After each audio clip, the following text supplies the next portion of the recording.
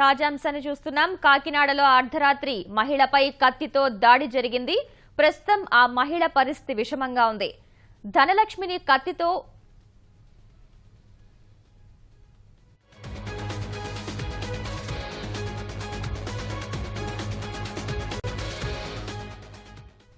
తాజాంశాన్ని చూస్తున్నాం. కాకినాడలో అర్ధరాత్రి మహిళపై కత్తితో దాడి జరిగింది.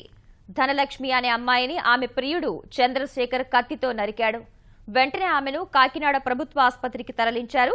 హత్యాయత్నానికి వివాహేతర సంబంధమే కారణమని పోలీసులు అనుమానిస్తున్నారు.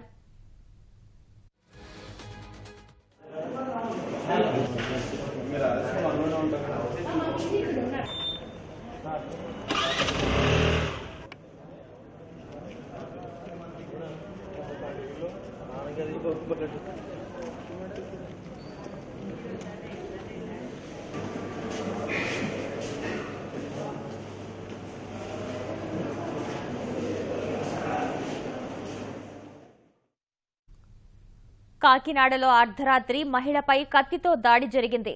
ధనలక్ష్మి అనే అమ్మాయిని ఆమె ప్రియుడు చంద్రశేఖర్ కత్తితో నరికాడు.